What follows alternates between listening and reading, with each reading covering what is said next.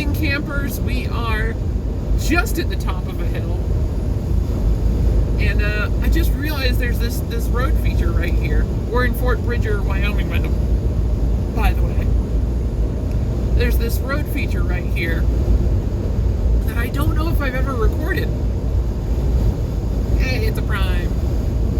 Oh, that was a Jim Palmer. Yay! I should have known that from the Weagle.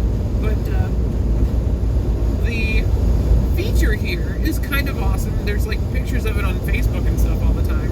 And I drive it somewhat regularly. Not as often anymore, so I don't know if it's been in a video lately or ever. So I've we've got to record this now just because it's really cool. So we're just coming up over the lip of this valley right here up ahead of us. We just passed the Fort Bridger Travel Center of America, TA, truck stop, which is out in the middle of nowhere. Just like nothing out here at all.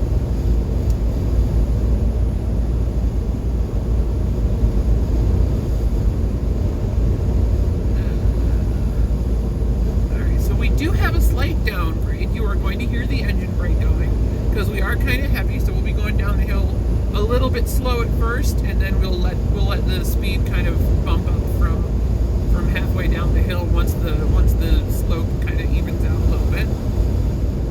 So we're going to turn off the cruise control now. Let the speed just kind of drop. On my last truck, the engine brakes were not as good, so I would pull into that parking pull out on the right and use it as kind of a brake check just to get my speed down without messing with traffic too much. All right, here we go. Here it is. This is called the Highway to Heaven.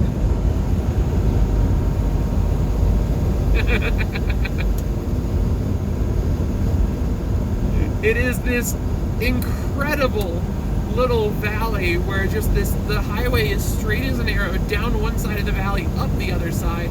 It looks really cool. Sometimes you get cloud layers that are above the bottom of the above the road. That was a sentence. Above the bottom of the road. So you drop out of the cloud layer halfway down the hill and then climb back into it on the other side. It's really cool when that happens, but it's beautiful any time of day. Unless it's snowing. It's not so great when it's snowing. It kind of sucks in the snow. But I love it. Look at that. There's a railroad down at the bottom with a train going by at the moment. That's perfect. There's some cows off to our right. Hello, cows. Oh, baby cow. Also known as cow puppies. So I believe the old highway right-of-way is off to our left. And that might just be like a power line right-of-way or something. I'm not sure where the old US 30 used to, or not 30, I don't know what highway this was through here. I guess it was like 30 south maybe? Because this is west of where US 30 splits off from I-80 for the last time. So 30 goes up through Cokeville up into Idaho and eventually meets up with Interstate 84. While Interstate 80 keeps going west and eventually links up with US 40. Alright, now we are on the less slope part, so we can just turn on the cruise control again. So my cruise control is kind of smart, so it's used a little bit of throttle there, which I don't like. It's not that smart, but it got us up to 55, and now it's just gonna let the hill do the work until we get to the bottom. Because I love the smart cruise control. So it knows we're on a hill. If I just left the cruise control on the entire time, it probably would have coasted down a chunk of that and then thrown the engine brakes on. But it's not good for, the cruise control is not smart enough to know maybe we should be slowing down here. It just assumes that if you need to slow down, you're smart enough to do that yourself. So that's what we had to do. But then when you turn it on halfway down the hill, and it's like, how do I use the least amount of fuel possible to get to the bottom of the hill and up the other side with the cruise control speed set where it is? And I love that. I love it. So we're still coasting. It got us to 55 and it threw it into neutral, and we're just coasting down this hill. at this point. We're at 62 mile an hour. We're set for 62 plus 5 minus 4, which gives the that's the range that the computer will allow my speed to travel between, as it uses the least amount of fuel possible to keep us moving forward at roughly 62 mile an hour. So like it'll use just enough fuel to get us to the top of a hill and then throw it in neutral, let the speed drop to around 55 to 58. The plus and minus ranges are not exact. It's definitely let it go more than minus 4 below my set speed. But it'll let the speed drop to like 55 to 58, and then if it needs it, it'll cut the throttle back on just a little bit to get us over the top of the hill, and then it'll go back into neutral. You coast down the other side, it throws the engine brakes on at the appropriate time when you get to around 67 plus 5. It'll keep you below 70 if you're set at 62 with plus 5 on the thing. It'll keep you below 70. But it'll do its best so that when you come off the other side of the hill, you're back at 62 with using the least amount of fuel and the least amount of braking. I love it. I love this truck. These trucks are amazing. The Detroit integrated powertrain is just really cool. Is that a thunderstorm up ahead of us? I think that's a thunderstorm up ahead of us. That's a kind of menacing sky.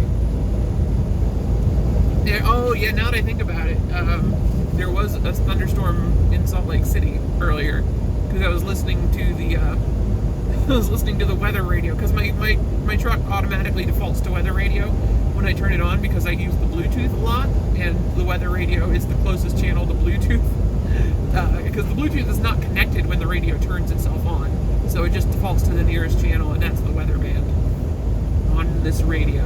So I end up listening to the weather radio quite a lot. Like, so it'll be talking and I'll just leave it on the weather radio because I'm that kind of person for alarmingly long time. Is that a car on the side of the road? Because there's a climbing lane. Yeah, that's somebody on the side of the road. So we're going to stay in the middle lane until we're past that vehicle on the shoulder, and then we're going to move over. And there's another one halfway up the hill I can see. Ugh. Why are people pulling over here? This is not a good spot to be pulling over.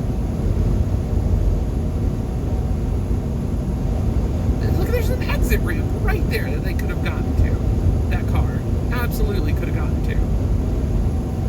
Alright, so we are going to get in the right lane. And then hopefully we'll be able to move left, because I do see people there around that four-wheeler.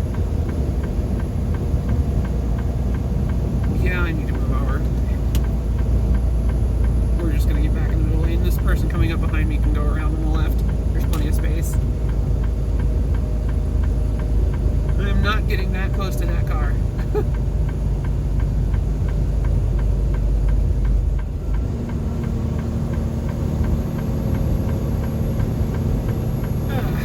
It's a terrible spot to pull over, guys.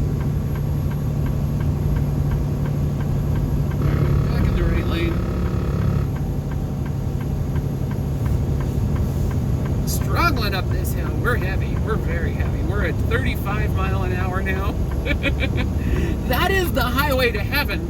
It's taken us 8.5 minutes to get over the lip and all the way to the other side. We're not even at the top of the next side yet. So this is an area called, my trainer called this the Sisters. I'm not sure if that's just like a name for the hills, or if it's like 3 specific peaks, or if it's like less than, or I don't even know how many peaks it might be, the Sisters, but my trainer referred to this area as the Sisters, between Fort Bridger and Evanston, Wyoming.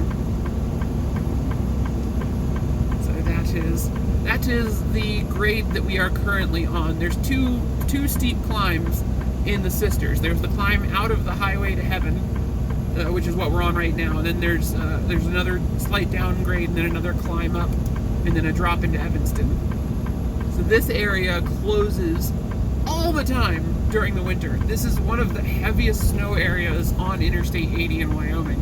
It's one of the few areas where they put up chain controls. Because like over Elk Mountain, over Sherman Hill, when the road gets bad, they just close it. Here, they will actually put up chain controls.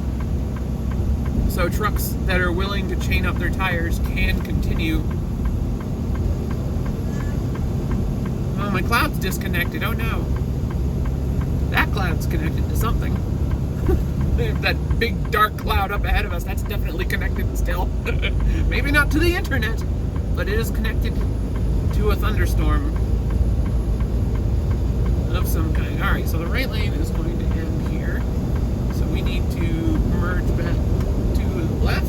I think we can I haven't done this road in a while, but I'm pretty sure that Apophis can handle this downgrade without us having to go off cruise control. I think he can handle it. Let's go ahead and get back in the middle lane, because this right lane is ending.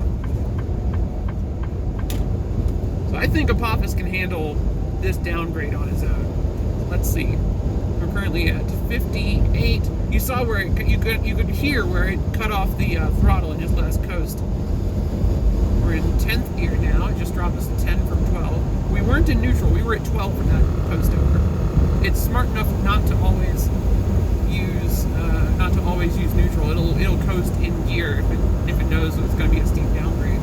So we're at 67 right now. It's throwing on the engine brakes.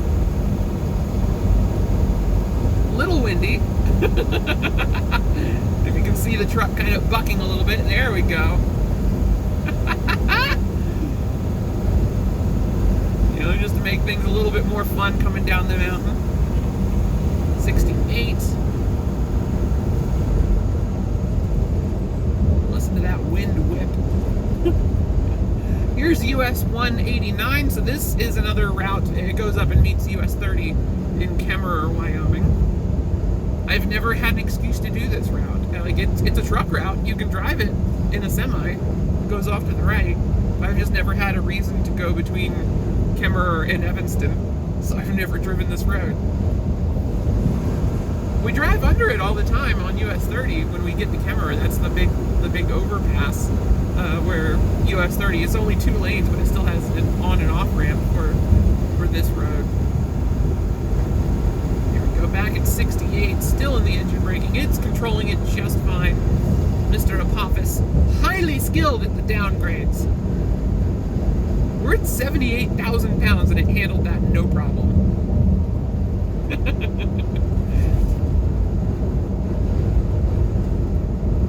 But we are going to come around this corner. We do have another climb up ahead of us. So I will see you guys in the next video, because it is starting to rain and I'm just going to stop recording because of that. Thank you guys so much for watching. My name is Ellie O'Dare. You can find me on the internet. Believe it or not, I am on the internet at Ellie O'Dare on the Twitters. Twitter's the best place to get a hold of me. You can also find me on a couple of other places. Specifically, you already know about my YouTube channel, I think. Well, unless you're watching this on Twitter, in which case, hi! Come say hi on YouTube. It's a great place. But you can also find me on Nintendo Switch, Xbox Live, and Steam. Steam's a cool place to say hi at Ellie O'Dare. You can add me to your friends list, and then if you happen to play Truckers MP, which is the multiplayer mod for American Truck Simulator and Euro Truck Simulator 2, then if you happen to bump into me in the game, I'll be a green dot instead of a blue one, and then you'll know that it's a person that you know. It's a real person, and that real person could be me. So come say hi there. You can also find me, I did a guest spot on a couple of episodes of Pod Therapy this month. So those are both public on their feed. It's 2 of the last 3 podcasts I was on. It's not the one, it's the one with my name in the title, and then the one after that. I'm in both of those. So yeah, thank you guys so much for watching. Check out Pod Therapy. They're wonderful people, and you should be listening to that podcast because they're great. Have a great day. Bye. What was that? Something just fell. I don't know what fell. Oh, it was one of my memory cards fell into my cup holder.